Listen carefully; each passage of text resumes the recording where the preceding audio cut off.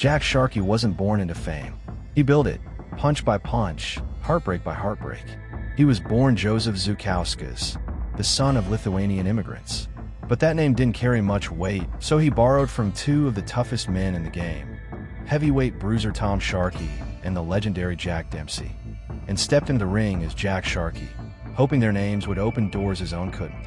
In 1926, he made a big move, beating the feared black contender Harry Wills. But it was the following year, 1927, when Sharkey truly exploded onto the scene. He outboxed the rugged ex-light heavyweight champ Mike McTeague over 12 grueling rounds and dismantled his local rival, Jim Maloney, in just 5. Suddenly, the kid with the borrowed name had carved out his own path to boxing's biggest spotlight. That summer, the spotlight turned white hot. On July 21st, 1927, Sharkey climbed through the ropes to face none other than Jack Dempsey himself, his idol, his namesake.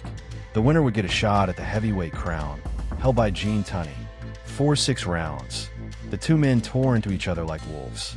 Sharkey was boxing beautifully, but Dempsey, rugged and relentless, had a slight edge. Then, in the 7th, something strange happened. Sharkey turned to the referee to complain about a low blow, just for a split second. That's all Dempsey needed. Bam! A thunderous left hook detonated on Sharkey's jaw. He crumpled. Lights out. It was a painful lesson in focus, and one he never forgot. But Sharkey didn't fold. 1928, he fought tough New Zealander Tom Heaney to a draw and bounced back to beat Jack Delaney, another former light heavyweight champ. He was building steam again when tragedy hit the business side of boxing. In early 1929, just before his scheduled showdown with young Stribling in Miami, legendary promoter Tex Rickard suddenly died. The whole event teetered on collapse. Sharkey was furious, telling sportswriter Dan Parker, "That man isn't in his grave yet, and already they're trying to break my contract." But the show had to go on, and in a twist no one saw coming, Jack Dempsey himself stepped in to save it. Dempsey, who had never promoted a fight in his life, went all in. He rented the luxurious Carl Fisher mansion, booked the George Washington Hotel for the press, and stocked it with a 24-hour bar, and turned Miami into a boxing carnival. The Sharkey-Stribling fight drew 40,000 fans, with 423 sportswriters covering it. The box office hauled in $405,000, an amount no Southern fight would touch again until Muhammad Ali versus Sonny Liston in 1964. Later that year, Sharkey clashed with Tommy Loughran, another former light heavyweight champ, at Yankee Stadium. Sharkey didn't just beat him, he knocked him out, claiming the U.S. heavyweight title and earning another shot at the world crown. On June 12, 1930, he faced Max Schmeling, the pride of Germany, for the vacant World Heavyweight Championship. Sharkey started strong, but in the 4th round, he threw a low punch. Schmeling dropped to the canvas. The referee had no choice. Sharkey was disqualified. Schmeling became the first man to win the heavyweight title on a foul since the 1800s.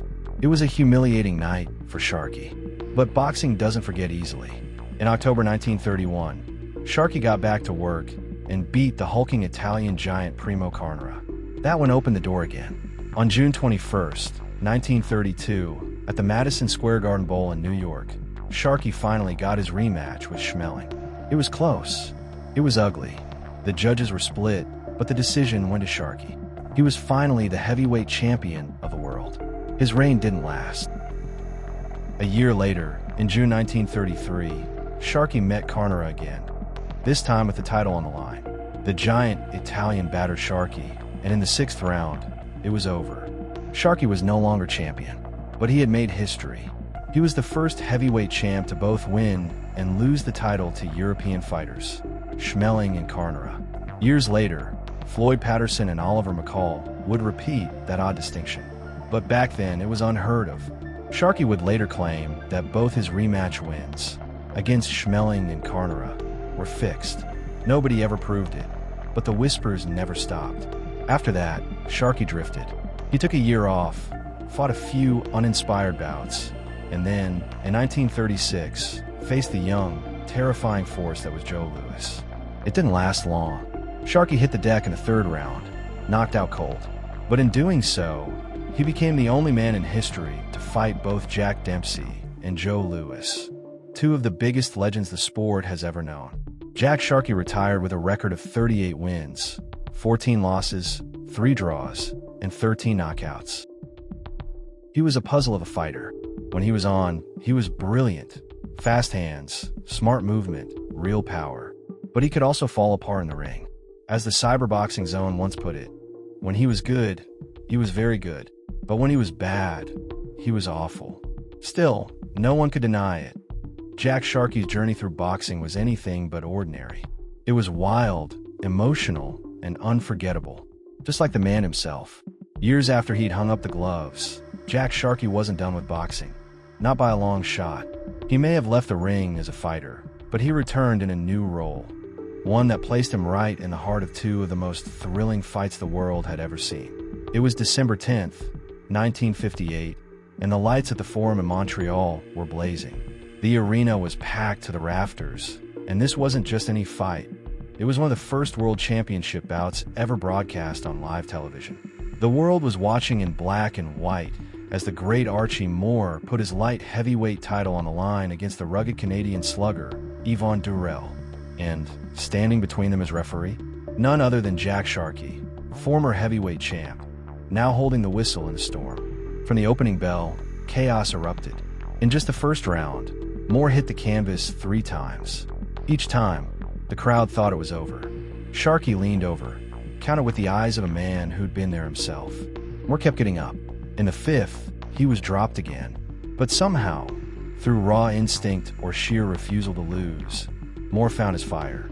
He roared back, and by the 11th round, he'd flipped the script completely, blasting Durrell to the floor for the knockout. It was mayhem. It was magic. And Sharkey had the best seat in the house. But the story didn't end there. 8 months later, on August 12th, 1959, the rematch was set. Same place, same fighters.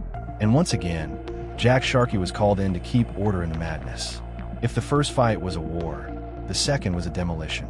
Archie Moore wasn't taking any chances this time. He dropped Durrell 4 times, all in the 3rd round, before sealing the deal with a clean knockout. The whole thing was broadcast around the globe. The grainy black and white picture didn't dull the drama. The post-fight interviews, the commentary, the punches you could almost feel through the screen. It was a spectacle, and Sharkey was a part of it. Even in retirement, Jack Sharkey found a way to stay in the thick of boxing history.